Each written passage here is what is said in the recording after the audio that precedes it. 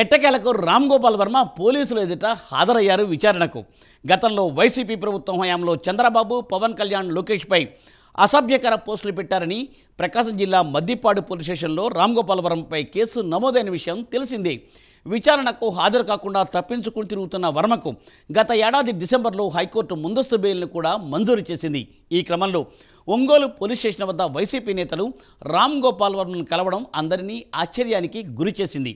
సభ్య సమాజం సిగ్గుపడే విధంగా కామెంట్లు చేసే వర్మకు వైసీపీ నేతలు సపోర్ట్ చేయడంపై ఇప్పుడు సర్వత్రా విమర్శలు వెలువెత్తుతున్నాయి. దీనిపై ప్రైమ్ 9 ప్రత్యేక కథనం.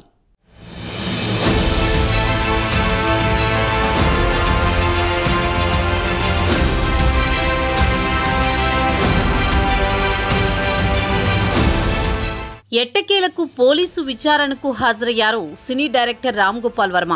చంద్రబాబు నాయుడు, ఆయన కుటుంబ సభ్యులు పవన్ కళ్యాణ్లను కించపరిచేలా పోస్టులు పెట్టారంటూ వర్మపై గత ఏడాది ప్రకాశం జిల్లా మద్దిపాడు పోలీస్ స్టేషన్లో కేసు నమోదైన సంగతి తెలిసిందే.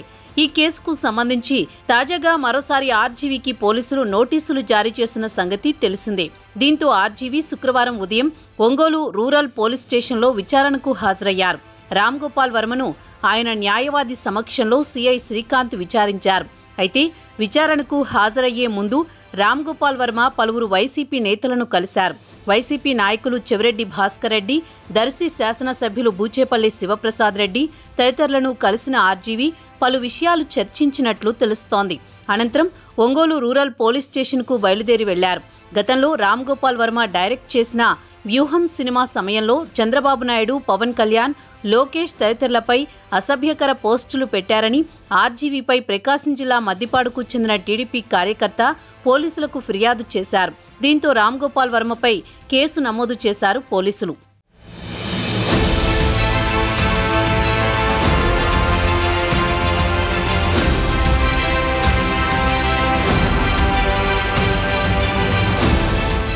గతంలో 2 సార్లు విచారణకు హాజరు కావాలని ఆయనకు పోలీసులు నోటీసులు జారీ చేశారు. అయితే ఆర్జీవీ విచారణకు హాజరు కాలేదు. మరోవైపు ఈ కేసుకు సంబంధించి ఆర్జీవీ హైకోర్టును ఆశ్రయించారు. ఈ క్రమంలోనే ఆయనకు ముందస్తు బెయిల్ మంజూరైంది. అయితే పోలీసులు దర్యాప్తునకు సహకరించాలని, పోలీసులు కోరినప్పుడు విచారణకు అందుబాటులో ఉండాలని ఆర్జీవీకి హైకోర్టు ఆదేశించింది. ఈ నేపథ్యంలో మరోసారి పోలీసులు నోటీసులు జారీ చేశారు. ఆర్జీవీ వాట్సాప్ ద్వారా నోటీసులు పంపిన ఏపీ పోలీసులు ఈ నెల 4న విచారణకు రావాలని పేర్కొన్నారు. అయితే ఫిబ్రవరి 4వ తేదీన షూటింగ్ ఉందని, అందుకే తాను విచారణకు రాలేనని సమాధానమిచ్చారు. అయితే ఫిబ్రవరి 7వ తేదీన విచారణకు వచ్చే అవకాశాన్ని పరిశీలిస్తానని రామ్ గోపాల్ వర్మ చెప్పినట్టు సమాచారం. దీనికి పోలీసులు అనుమతించారు.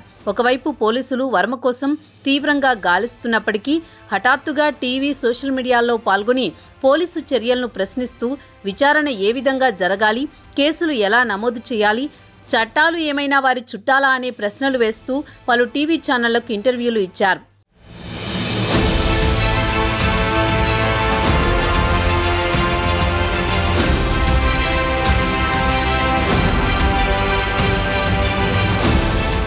పోలీసులకు దొరకని వర్మ ఆయా మీడియా సంస్థలకు మాత్రం ఎలా అందుబాటులోకి వచ్చారని అప్పట్లో చర్చనీయాంశంగా మారింది. ఈ పరిస్థితి దర్యాప్తు బృందాలకు మింగును పడని అంశంలా మారింది. గంటల తరబడి టీవీ ఛానళ్ల స్టూడియోలోంచి మాట్లాడిన వర్మ పోలీసులకు చిక్కకపోవడం ఏంటన్న చర్చ 2 తెలుగు రాష్ట్రాల్లో ఆశ్చర్యానికి గురిచేసింది. దీంతో వర్మ కేసు వ్యవహారంపై ప్రకాశం జిల్లా పోలీసులు మరింత దృష్టి పెట్టారు. ఈ క్రమంలో హైకోర్టు వర్మకు బెయిల్ మంజూరు చేసింది. కోర్టు ఆదేశాలకు కట్టుబడి వ్యవహరించకపోతే బెయిల్ రద్దు కోసం చట్ట నిబంధనల మేరకు పోలీసులు చర్యలు తీసుకోవచ్చని వ్యాఖ్యానించారు.